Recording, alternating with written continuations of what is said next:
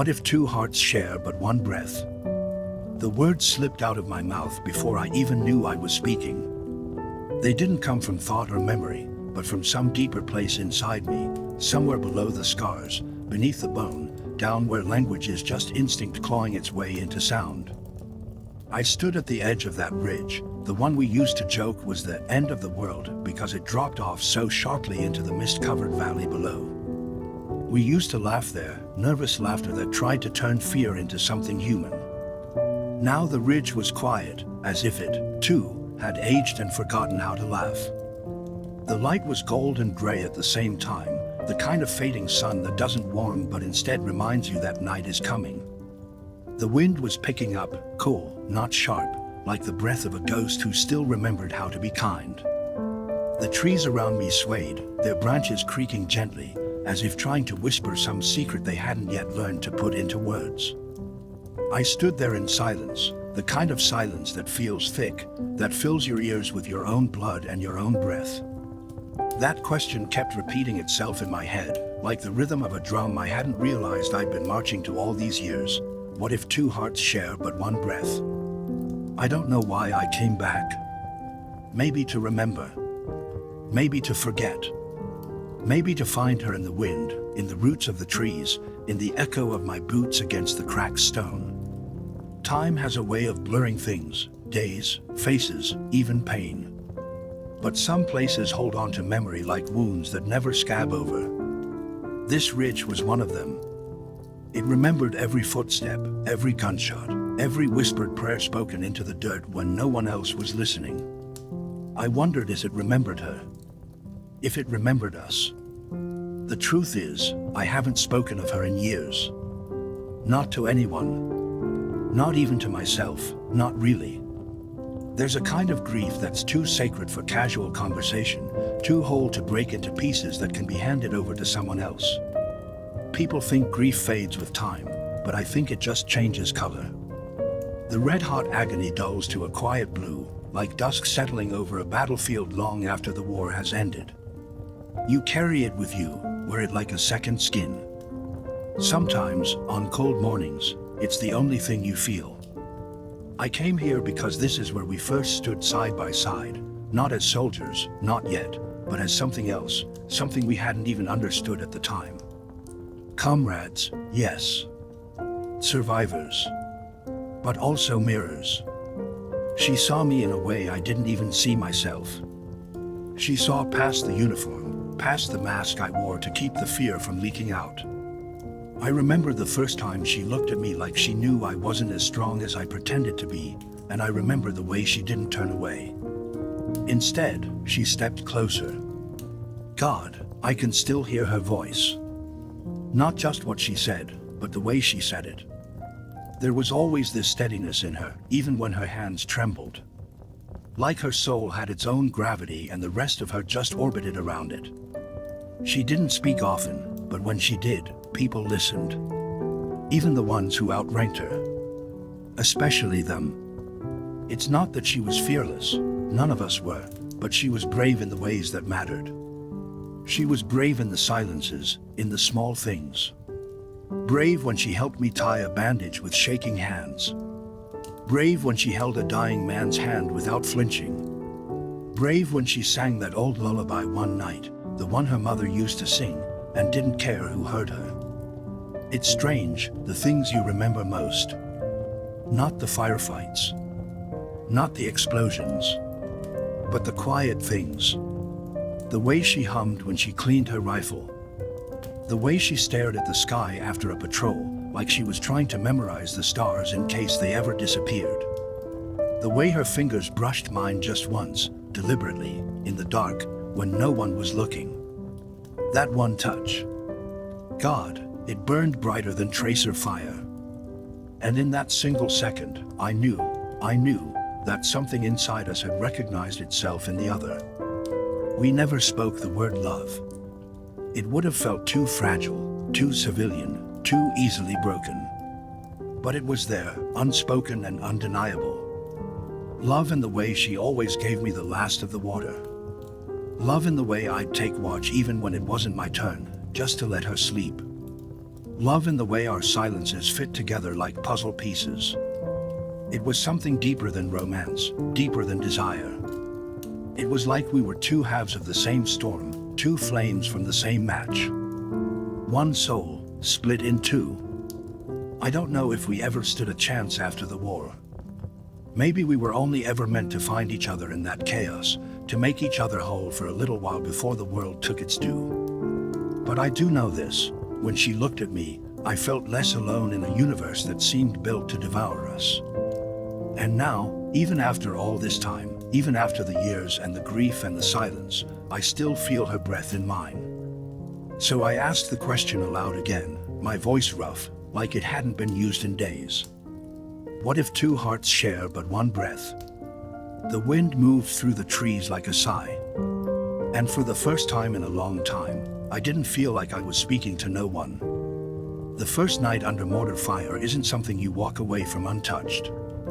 You might survive it. You might even manage a joke the next morning about how the trench walls looked like Swiss cheese or how someone wet themselves when the first shell landed. But deep inside, something shifts.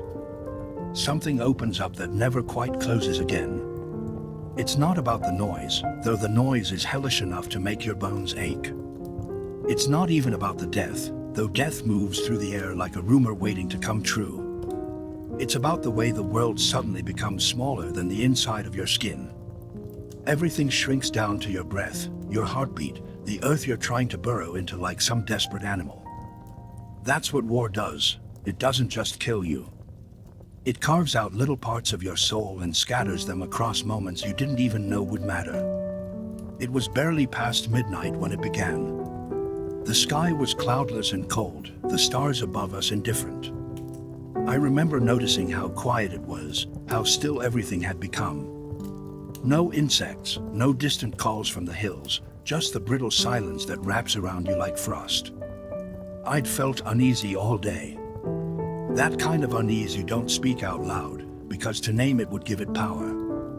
There had been rumors. Enemy movement spotted just beyond the far ridge. Radio chatter that didn't quite make sense. A gut feeling that made my hands grip my rifle tighter than necessary. And then, without warning, the horizon lit up like a false sunrise, and the first shell screamed through the air and landed somewhere behind our flank. Dirt and metal flew. The ground bucked under my boots.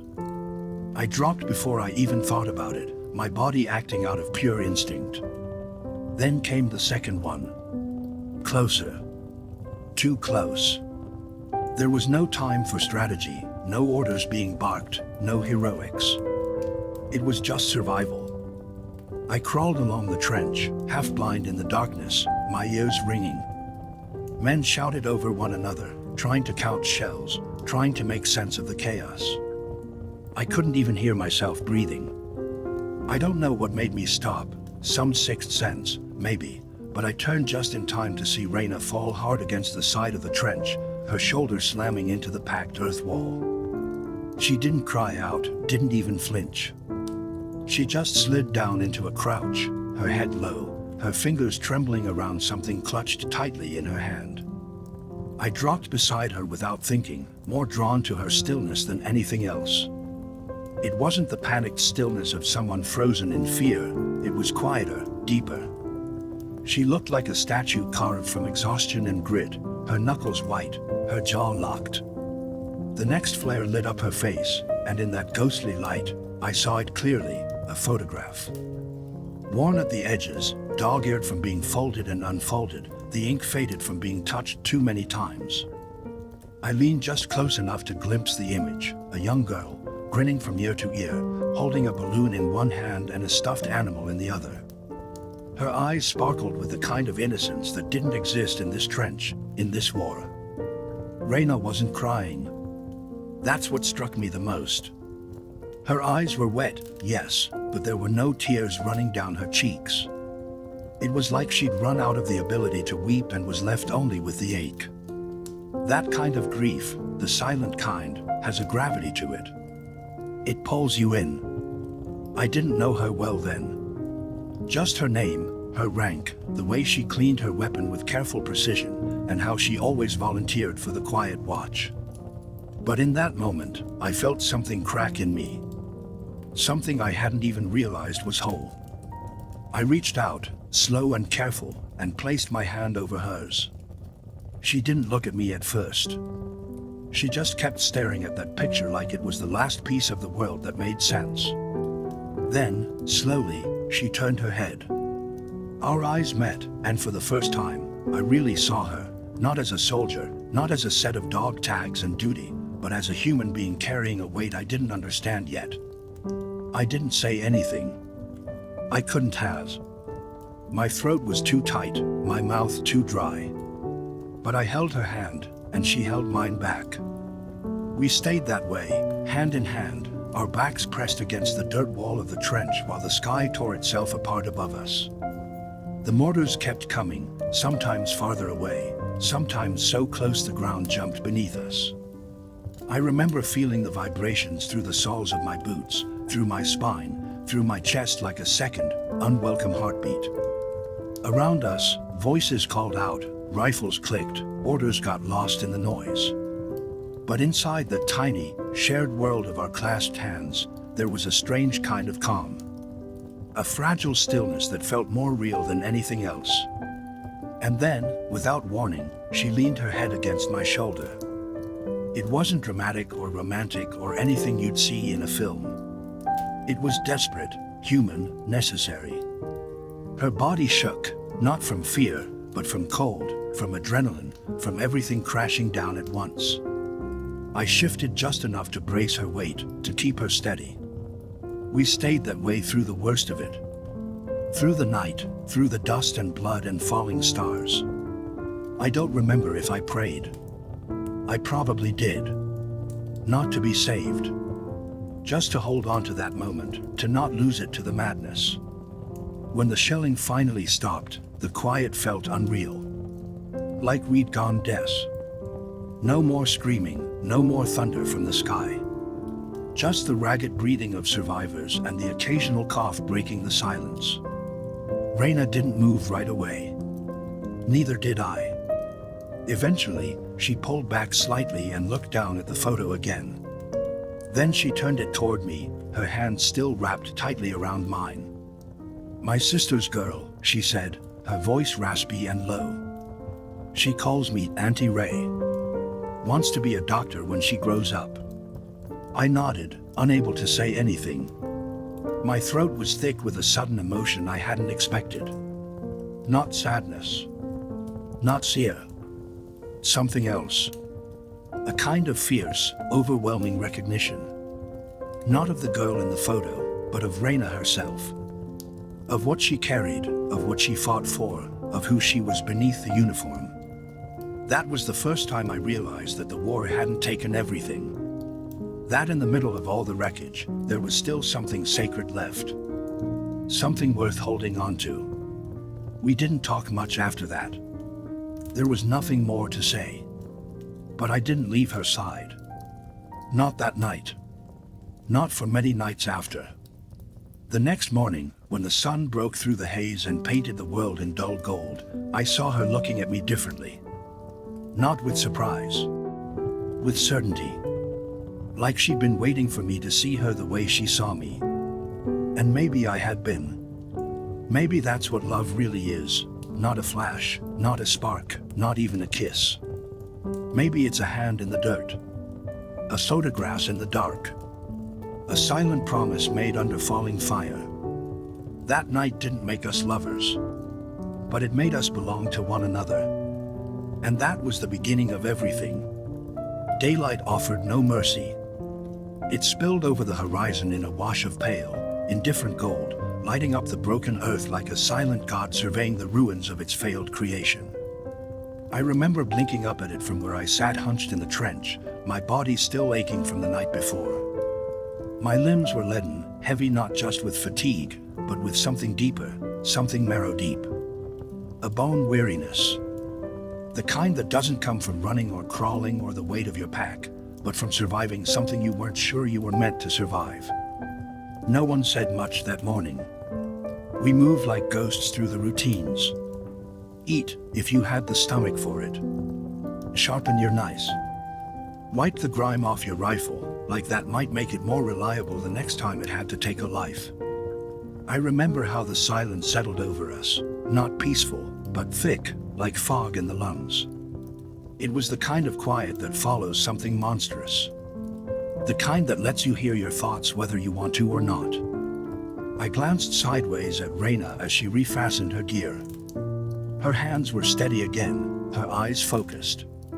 But I could tell something from last night still lingered in her, the way she tied each strap with deliberate precision, like she was making sure everything was just right before stepping into some great unknown. Maybe we all were.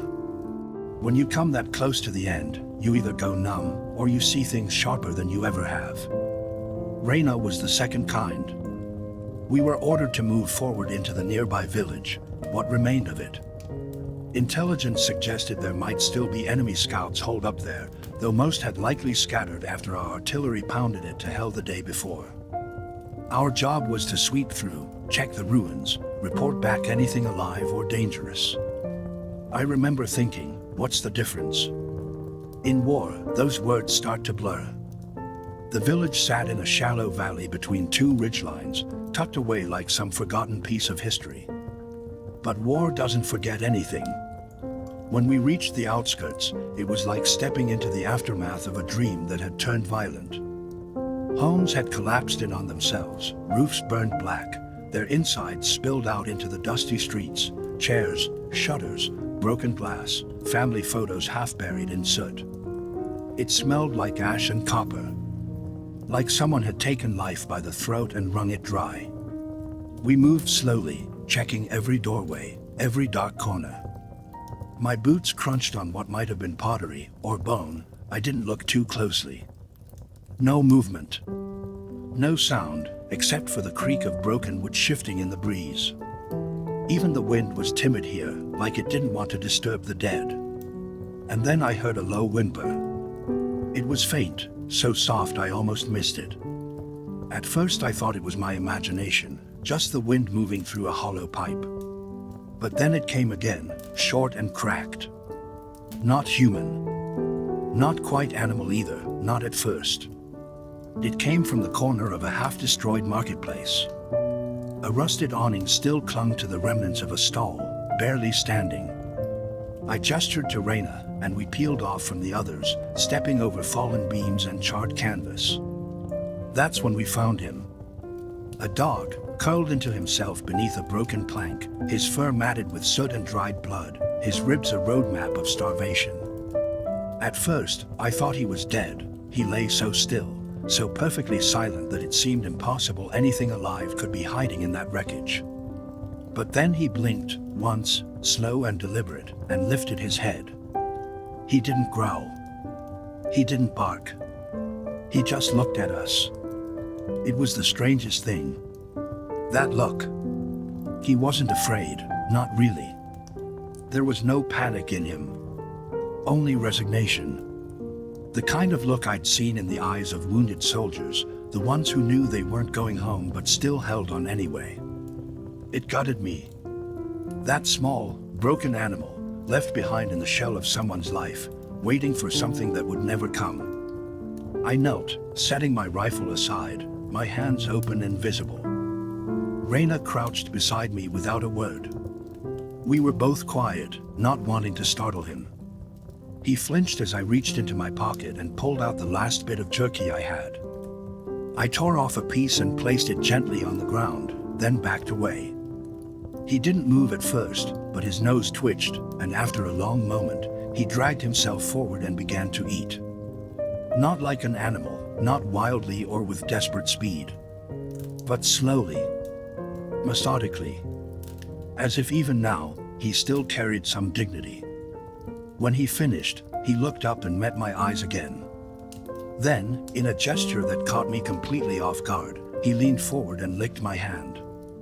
I didn't know what to do with the lump that rose in my throat.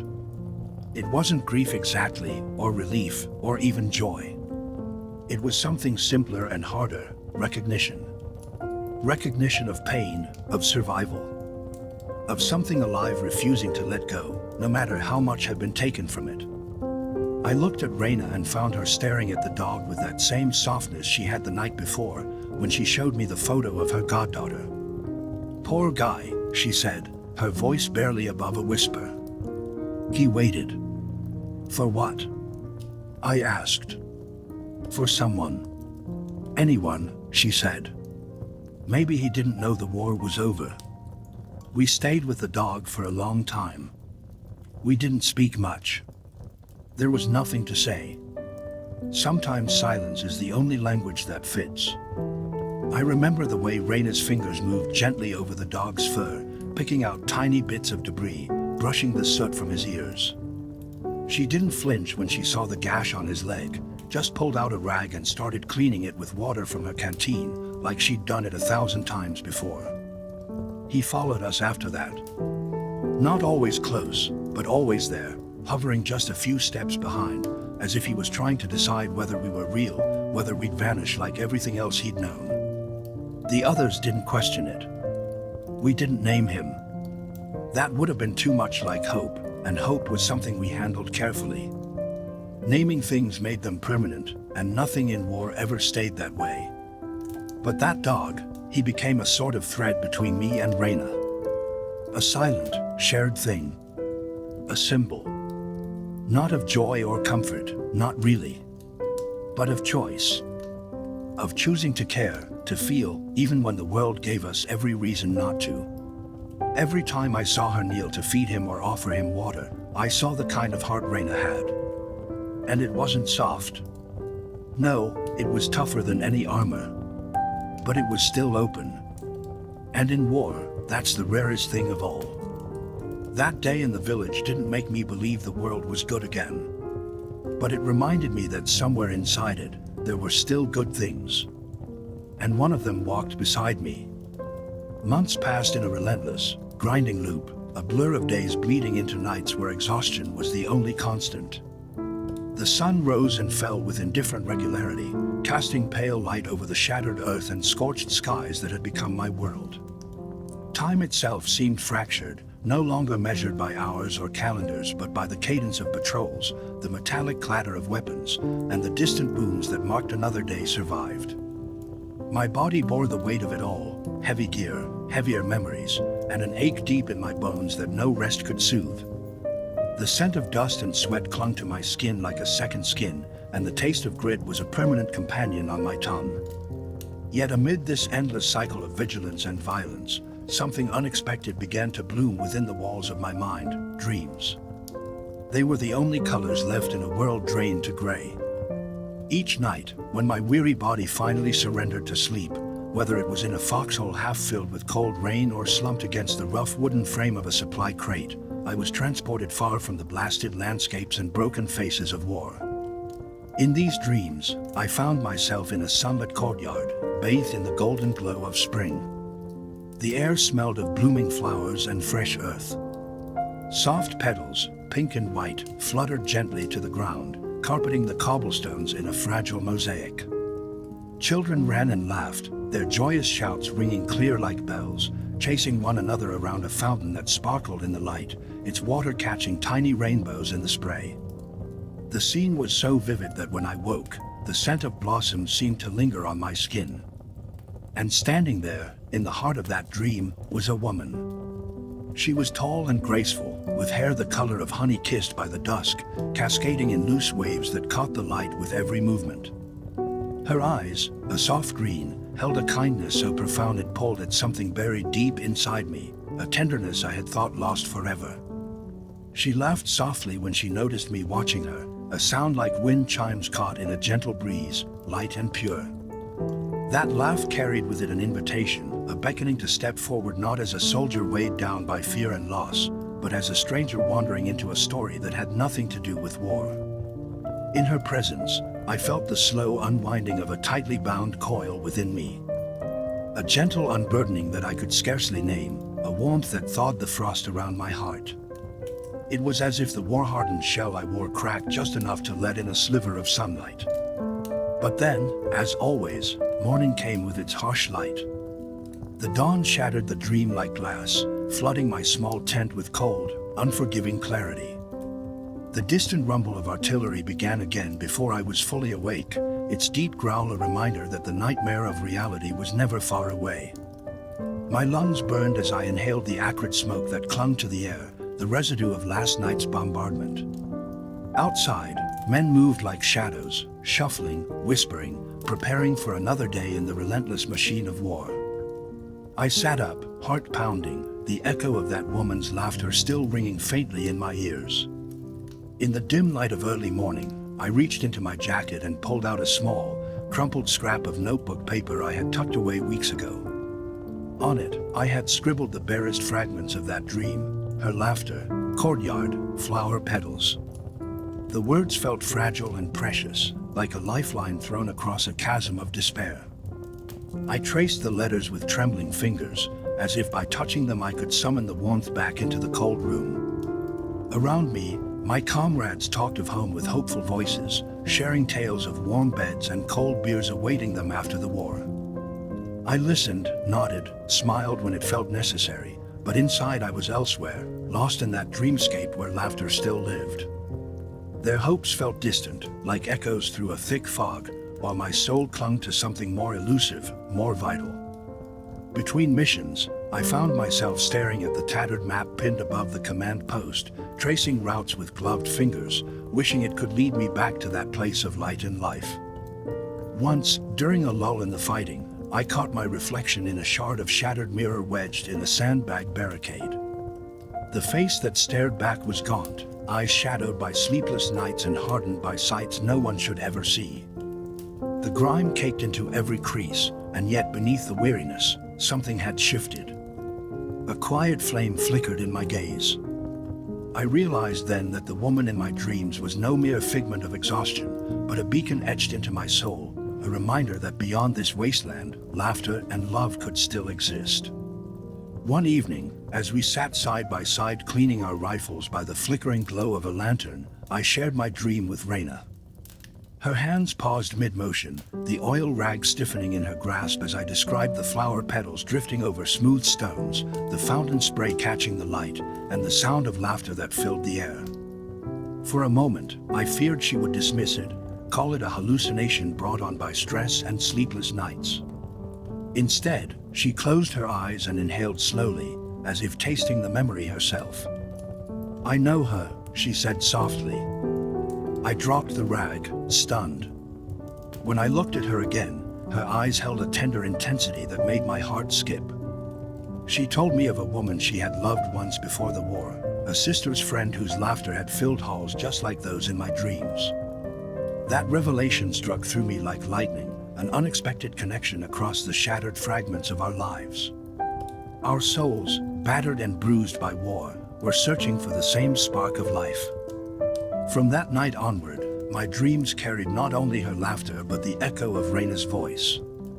It became clearer that love, like hope, could bloom even in the scorched fields of war, fragile but fierce, a single soul inhabiting two bodies seeking refuge in one another amidst the ruins. The days that followed the unspoken confession between Raina and me unfolded with a quiet intensity, subtle but profound, like the slow unfolding of a flower in the harshest winter. The war around us raged on, crackling gunfire, the acrid stench of burnt flesh, the constant echo of distant artillery, but beneath that chaos, a fragile thread began to weave itself between us, a thread stronger than steel yet as delicate as a whispered secret. There was no grand declaration, no dramatic confession beneath the moonlit sky.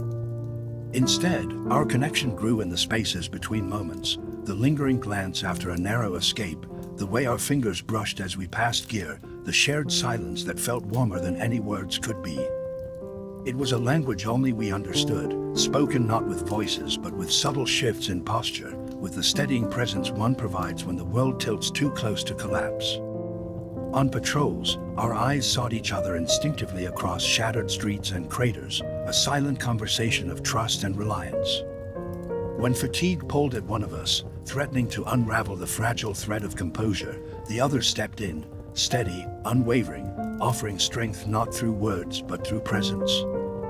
Raina became my anchor in a sea of chaos, a constant in the shifting nightmare of war. One evening remains etched in my memory with vivid clarity. We had narrowly escaped an ambush that left our unit scattered and shaken. The air hung heavy with smoke, and the iron scent of blood mingled with the distant cries of the wounded. I found Reyna leaning against a crumbling wall, her uniform torn and smeared with grime, a thin streak of blood tracing the line of her cheek. Despite the wounds and exhaustion, her eyes held a fierce calm, a silent defiance against despair. I crossed the space between us without hesitation, my hand trembling as I reached up to brush the blood away. Our eyes locked, wide, raw, vulnerable, and in that shared gaze, the war seemed to dissolve. There was no battlefield then, no enemy, only two souls seeking solace in each other. She didn't pull away. Instead, she rested her head against my palm, her breath mingling with mine in the chill of the fading day. That night, under a fractured sky scattered with stars, we spoke in whispers. Stories spilled from our lips, fragments of childhood dreams, lost loves, hopes long buried beneath layers of fear and pain. Our voices were low, carrying softly over the distant murmurs of war, crafting a sanctuary in the midst of chaos. In those stolen hours, I saw the woman beneath the soldier's armor, the laughter that still lived in her eyes, the gentleness she reserved for rare moments, and the fierce tenderness that shaped her every gesture. Through those conversations, I grasped the essence of what it meant to share a soul. It was not merely two bodies drawn together by desire or circumstance, but a profound merging, each one reflecting the other's broken edges, completing what was missing, strengthening what was fragile. In Reyna's presence, parts of myself long suppressed began to stir, hope, compassion, and a capacity for love that transcended the horrors surrounding us. As days bled into weeks, the bond between us deepened, growing roots in the cracked earth of war. We moved through the shattered world not as isolated survivors, but as two halves of a single, beating heart. Our love was forged not in softness, but in fire, not in comfort, but in endurance. The war had stripped away innocence, shattered futures, and claimed friends, but it had also given us something rare and sacred, the chance to find in each other a refuge, a home. I recall another evening, colder this time, when the wind cut through our thin uniforms like a knife. We huddled close around a meager fire, the flickering flames casting shadows that danced on the scarred faces of our comrades. Yet my gaze was fixed solely on Reyna, whose eyes glimmered with a softness I had only begun to recognize as love. Without a word, she reached for my hand, fingers curling around mine with quiet certainty. It was a simple gesture, but in it lay a world of unspoken promises and shared resilience. In that moment, I realized that love in war is not a fleeting spark but a slow-burning flame. It survives the darkest nights, the coldest dawns, and the cruelest separations. It is the silent vow to be present, to hold on when everything else is lost, to carry pieces of each other even when the world demands we let go.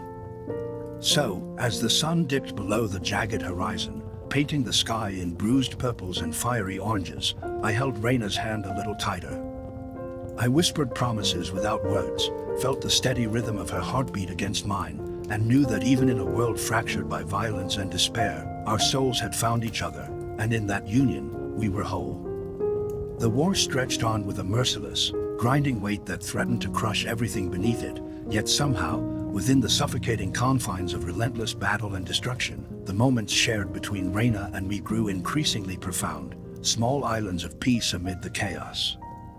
Each day bled into the next with the dull thud of gunfire and the acrid smell of gunpowder lingering in the air, but when we found even the briefest reprieve, time seemed to slow, as if the universe itself paused to carve out a sanctuary where something delicate and real could grow.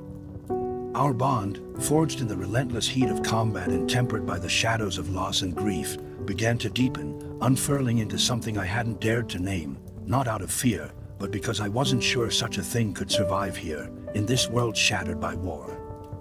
One bleak afternoon, after a patrol that had dragged on far too long and left my muscles trembling with exhaustion, we stumbled upon the remains of an old barn. It was little more than a skeleton of what it once had been, weathered, splintered beams sagging under the weight of years, blackened by fire and soaked by rain, but miraculously, the roof still held against the biting wind. It offered a fragile, almost defiant refuge from the unyielding gray sky above and the chaos lurking just beyond the horizon. We settled amid the broken crates and rusted farming tools, the air thick with the damp scent of earth and decay, the soft whisper of silence a stark contrast to the violence that roared not far away. Outside, the faint echoes of distant gunfire reminded us of the war's ever-present shadow, but within the barn's fractured walls, for a precious moment, there was stillness. Raina carefully pulled a threadbare blanket from her pack, worn and frayed from endless use, and spread it over the hard, cold dirt floor. She gestured wordlessly for me to sit, and I sank down gratefully, the deep exhaustion that had been clawing relentlessly at my bones finally loosening its grip as I settled. She joined me, sitting close enough that the heat radiating from her body was a balm against the chill that seeped through our uniforms. Our knees brushed lightly, and our fingers hovered near each other, the charged silence between us humming with unspoken questions and quiet longing I could no longer deny. I wanted to break the silence, to say something, anything, that would bridge the chasm of doubt and fear I felt growing inside, but the words tangled in my throat like barbed wire, refusing to come free. So instead, I watched her, the way her eyes flickered with a subtle vulnerability that belied her usual fierce composure, the faint crease of worry etched across her brow. She was a warrior, yes, but also a woman who had lived, loved, and suffered loss, and in that moment, her strength seemed tempered by the fragile beauty of her humanity. It stirred something deep in me, a tenderness I hadn't dared to admit. Slowly, as if sensing my hesitation, Raina reached out her hand and placed it gently over mine. Her fingers were cool against my skin, but the touch sent a current of warmth racing through me, unraveling the defenses I'd built so carefully around my heart. I tightened my grip around hers, the roughness of her calloused palms grounding me like an anchor amidst the storm. For the first time, I allowed myself to fully feel the weight and wonder of what we were building, a connection that transcended the relentless fear and fury of the battlefield, something sacred and enduring. In that quiet barn, our voices lowered to whispers, we shared fragments of our lives that the war had tried to bury beneath layers of pain and survival. Raina spoke of her childhood in a small, sun-drenched town where everyone's laughter echoed down the streets and the smell of fresh bread was a morning promise. She told me of long summer days by the river, where the water sparkled like jewels under the sun and dreams felt boundless. I responded with memories of my own distant home, a place that now felt like a fading photograph, its edges worn and colors dimmed. Our stories wove together like threads in a tapestry, fragile but filled with hope and longing, forming a sanctuary against the devastation beyond the barn's broken door. As dusk surrendered to night and the first stars began to puncture the velvet sky, we remained close, our hands still intertwined, hearts beating in a rhythm both fierce and fragile. In that fragile bubble of stillness, I understood something profound. Love is not simply an emotion to be fleetingly felt in the bright moments, but a choice made in the darkest hours, to hold on, to trust, to be vulnerable, to heal together even as the world crumbles around you. That night, as I lay beside Raina under the threadbare blanket, the war's crushing weight seemed to lift, if only for a while. Our souls had found each other amid the ruins, inhabiting two bodies but sharing a single, unbreakable spirit. In that union, I discovered a strength I hadn't known I possessed, a light fierce enough to push back the encroaching darkness, strong enough to kindle hope for a future beyond the smoke and sorrow. Even as the war raged on, in that fragile barn and in the depths of my heart, love lived, and with it, the promise of survival and redemption. The war had a way of stealing time, folding days into one another until the past, present, and future blurred into a continuous stream of survival and loss. But amid that relentless storm, there was one moment, a rare, sacred moment, that etched itself into my memory with the sharpness and clarity of a photograph, forever vivid against the haze of blood and smoke. It was the first time I truly understood the depth of what Raina and I shared, not merely as comrades bound by circumstance or as lovers seeking comfort amid chaos, but as two halves of a single soul navigating the fractured landscape of war together, inseparable and whole. It happened during a lull in the fighting, when the front lines had settled into a fragile quiet that was both a blessing and a curse. The kind of silence that feels fragile because you know it could shatter at any moment.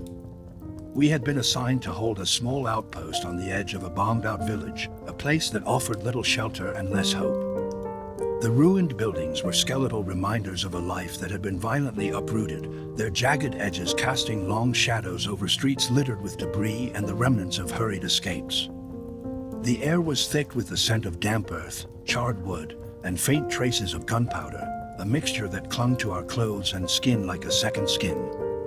The sun hung low, bleeding gold and amber across the horizon, and the sky above was a canvas of bruised colors fading into twilight. Reyna and I found ourselves alone on the roof of a crumbling building, the rest of our unit having sought rest in the relative safety of the street below. The wind was sharp and cold, tugging at the loose edges of our uniforms and whipping stray strands of hair across our faces. It carried with it the distant echoes of gunfire, the sharp cries of the wounded, and the mournful whisper of the broken world around us. We sat close together, backs pressed against the cracked and weathered wall, sharing a single bottle of water passed silently between us.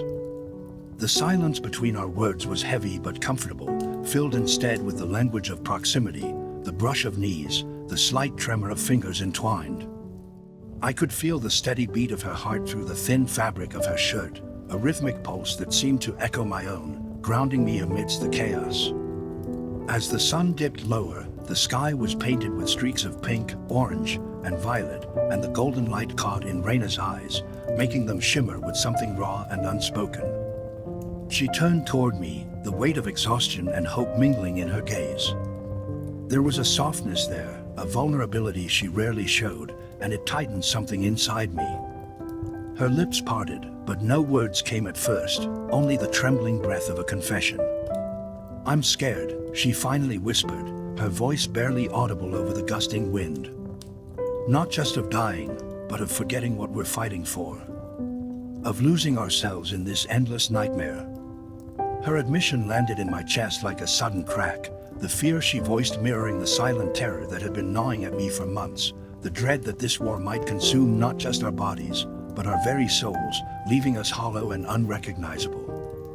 I squeezed her hand gently, feeling the rough calluses beneath my fingertips, anchoring her to the moment, to me. "We won't forget," I told her, voice low but unwavering despite the storm raging inside. "Because we have each other. That's the only thing that keeps me alive, the knowledge that somewhere in this broken world, we're not alone." She leaned her head against my shoulder, a small, fragile weight that felt like the grounding tether I'd been craving. For a long time, we simply sat there, two fragments of a shattered world finding refuge in shared silence. The wind whispered secrets around us, carrying away our fears and weaving them into the vast tapestry of the night. It was in that quiet, unspoken intimacy that I finally grasped the true essence of love in war, not a grand, sweeping romance, but the quiet, fierce commitment to hold on, to trust, to be vulnerable with one another amid the unyielding darkness. That night, as the first stars began to pierce the deepening twilight, I pulled Reyna closer, feeling the warmth of her body press into mine, a steady flame against the chill. The world beyond our fragile sanctuary was broken and bleeding, but on that rooftop, cradled by the bruised sky and the whispered breath of the wind, we were whole. I understood then, without question, the meaning behind that haunting philosophy that had followed me through every battle. Love is composed of a single soul inhabiting two bodies. Reyna and I were not two separate beings trying to survive the storm. We were one soul, fractured but unbroken, moving as one through the chaos. Our fears, our hopes, our dreams, they were intertwined, inseparable threads woven together by something far stronger than circumstance. That night, under the fragile veil of stars, I vowed silently to carry that truth with me, to hold it like a beacon through whatever darkness awaited. Because in that union, in that shared soul, lay a strength fierce enough to push back the shadow of war, a strength that could carry us home. The war had carved deep, jagged scars into the very fabric of the land and etched its cruelty deep within our souls. It stole so much, innocence, hope, friends, dreams, but through the relentless chaos and the grinding exhaustion, the bond between Reyna and me had become something invincible, a lifeline stretched taut across a chasm of despair. We clung to each other as though our very survival depended on it, because, in truth, it did. In that fractured world, our connection became the quiet heartbeat beneath the thunderous noise of conflict, a steady rhythm of hope and resilience that neither of us dared to name aloud, wary of shattering the fragile peace we discovered in each other. And yet, it was precisely within that silence, those unspoken moments, that our love deepened, not through grand gestures or impassioned words, but in the subtle and unguarded glances, the whispered touches, the fragile seconds suspended in time. One evening after a day that felt like it had drained every ounce of strength and willpower from my body, we found refuge in the ruins of a village school that had long since surrendered to fire and mortar shells. The walls were splintered and pocked with bullet holes, the roof collapsed years ago, but inside, amidst the rubble, discarded books, and faded chalk drawings on cracked blackboards, there lingered an eerie stillness, like the quiet breath held before a storm. The soft patter of rain began to fall, gentle and steady, tapping out a rhythm on shattered glass and soaked earth. We settled ourselves on a fallen wooden beam, muscles aching, spirits worn thin by the day's relentless patrols and skirmishes. Raina leaned into me, her head resting lightly on my shoulder, and I felt the warmth of her body seep into mine, a balm against the cold dampness and the chill that had settled deep in my bones. Without words, I wrapped an arm around her, pulling her close as if to shield her from all the horrors we'd seen and the darkness that threatened to engulf us. Her breath hitched softly against my skin, and our fingers entwined, holding on to each other as if our very souls were tethered together by that small, fierce clasp. In the stillness of the ruined schoolhouse, surrounded by ghosts of children's laughter long silenced, we found a sanctuary, not just from the physical war raging outside, but from the intangible war waging inside our hearts. The storm outside grew in intensity, rain lashing the broken windows, wind howling through the cracks in the walls, yet inside, there was only the quiet conversation of two souls seeking solace in each other. We spoke little, for words felt both too heavy and too light, too inadequate to express the depth of what we felt, too fragile to break the spell of the moment. Instead, our eyes locked and held, our breaths mingled in the cool air, and every touch spoke volumes of trust and devotion. In Raina's gaze, I saw reflected the same weariness, the same determination, the same desperate hope I carried inside myself. As I sat there with her, memories surged unbidden, memories of loss and sacrifice, of friends who would never return, of days when hope felt like a cruel joke. Yet, beneath the pain, beneath the scars, a steady flame burned within me, fueled by the simple truth of her presence. It was a flame born not of illusion or denial, but of something far stronger, the unyielding conviction that love, true love, could endure even here, in the heart of destruction. And in that moment, I understood fully the meaning behind the philosophy that had haunted me since the earliest days of the war. Love is composed of a single soul inhabiting two bodies. Raina and I were no longer two isolated survivors grasping at the frayed edges of sanity. We were one entity, two halves of a whole, forged together in fire, tempered by compassion and shared suffering. Our souls moved in harmony, their rhythms entwined despite the chaos surrounding us. When the storm finally began to ease, and the first pale light of dawn crept cautiously over the battered horizon, we remained side by side in the cool, damp silence. Outside, the world was still broken, uncertain, and merciless. But in that quiet space, cradled by the fragile hope of morning, I felt an overwhelming gratitude, not just for Raina, but for the indomitable resilience of the human spirit, for its capacity to find connection and love amid even the darkest times. In her presence, I discovered a wellspring of strength I had never known, a courage born not of guns or tactics but from the simple, profound act of belonging. It was a courage that whispered to me in the night and held me steady when the world threatened to fall apart. And as we sat there, the light growing stronger with each passing minute, I vowed to carry that love, our love, with me through whatever battles awaited. Because in that union of souls, I found a light that no darkness could ever extinguish, a beacon that would guide me home through the storm, no matter how long or fierce it might rage. The war was an unending tempest, a brutal force that tore through the land and shattered lives with merciless abandon. Every day felt like a battle not only against the enemy but against the darkness creeping into our souls, the fear, the grief, the exhaustion that threatened to swallow us whole. Yet, in the midst of this relentless storm, something precious and sacred took root between Reina and me. Our bond became a quiet sanctuary, a refuge carved out in the smallest of stolen moments, a fleeting glance, a touch barely noticed by others, a whispered word in the night. It was a testament to the resilience of the human heart, to our capacity to find connection and hope even when the world around us crumbled into dust and ash. The love that blossomed between us was not born from comfort or ease, but forged in fire, tempered by shared pain and the ever-present shadow of loss.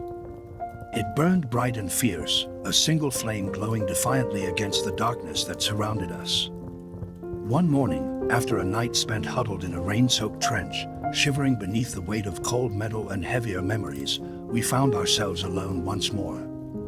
The others were resting, some tending to wounds, others lost in their own silent prayers.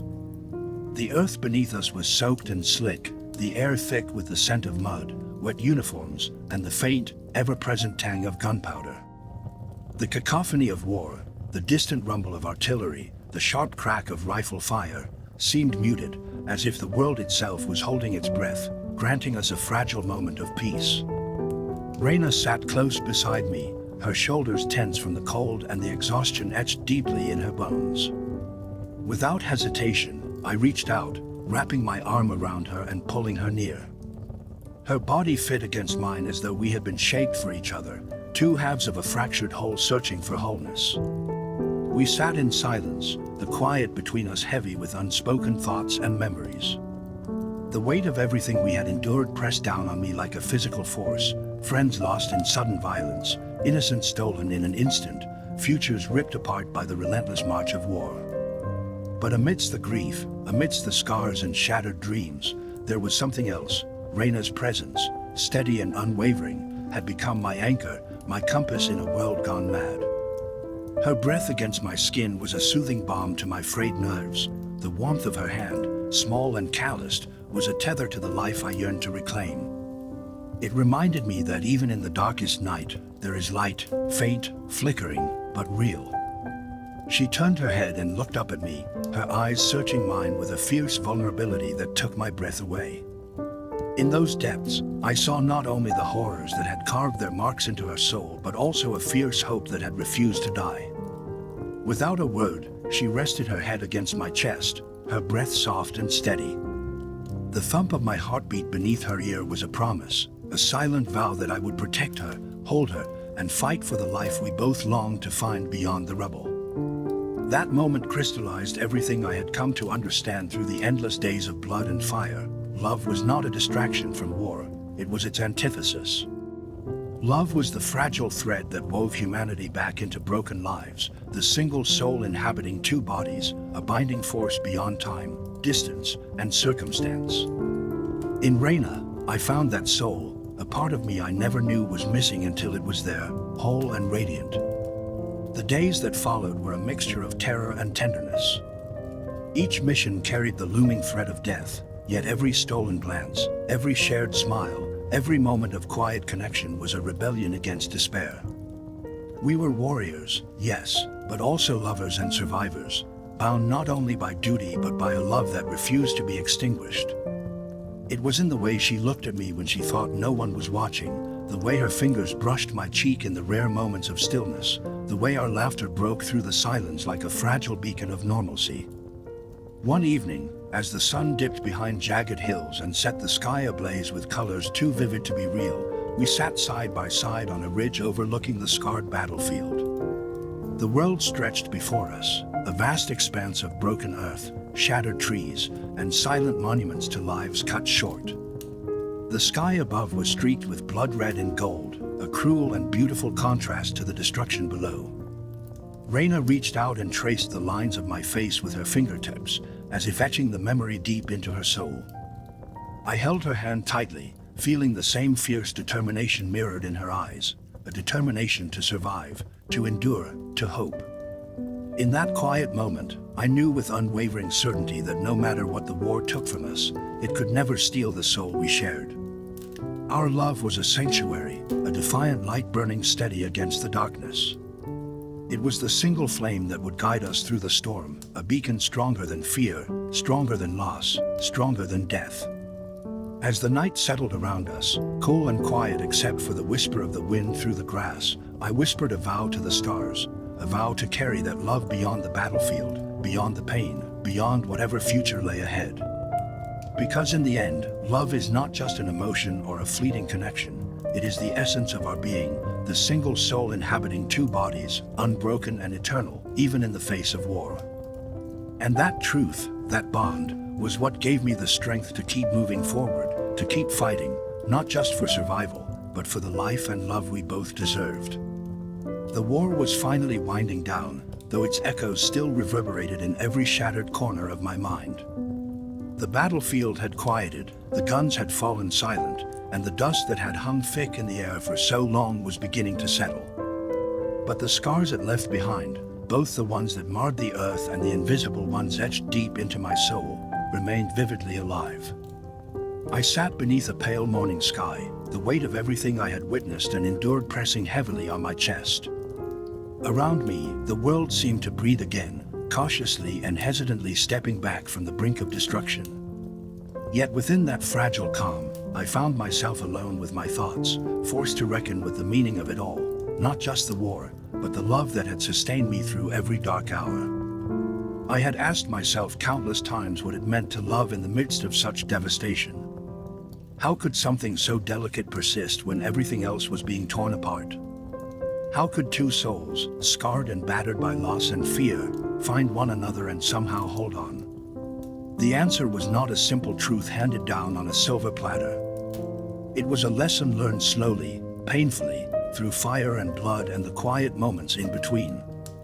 It was a truth rooted in survival and resilience, that love is composed of a single soul inhabiting two bodies. Reina had been more than a companion. She had been my refuge, my steadfast pillar in a world that threatened to crumble beneath our feet. Her presence was the calm in the storm, the whisper of safety when all around us screamed danger. Our love was never a tale of ease or comfort. It was raw and unpolished, sometimes jagged and painful, shaped by the brutal realities we faced. But it was undeniably real, and that reality was the force that kept us breathing, kept us moving forward when the weight of despair pressed down hardest. I recall so many moments when the world felt as if it was ending. Moments when death loomed just a breath away, when the cries of the fallen echoed through the smoke and chaos, when every heartbeat felt like a fragile thread stretched to its breaking point. It was in those desperate times that Reina's touch anchored me to my humanity. Her hand in mine was a silent reassurance that I was more than a soldier. I was a man capable of love, of hope, of redemption. Our souls became inseparably entwined, not as two isolated beings, but as halves of one whole, living and breathing as one in the middle of destruction. Sitting there in the quiet dawn, the memories flooded in, faces of comrades lost, the broken buildings and scarred earth, the nights filled with cold and fear. But beneath all that pain, I could feel her beside me, not just as a memory but as a presence carved into the core of my being. Our love had transcended the fleeting moments of stolen time amidst the fighting. It had become a guiding light, a beacon strong enough to pierce the deepest darkness. It was the reason I could still dream, still hope for a future beyond the battlefield's endless horizon. The philosophy that had once seemed like a distant, poetic notion now resonated with undeniable clarity. Love was not simply two hearts beating together. It was the fusion of a single soul in two bodies, an unbreakable bond that no distance, no hardship, no amount of time could sever. In Reina's eyes, I saw the reflection of my own soul, a mirror of hope, strength, and unwavering devotion. We were forever joined, walking side by side through the ruins of our past and into whatever uncertain future awaited.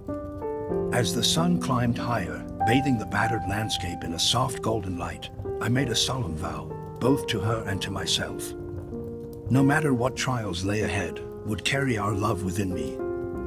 It was more than just a memory or a feeling. It was the very essence of who I had become. Through all the darkness, through the grief and the loss, it was love that had given me life.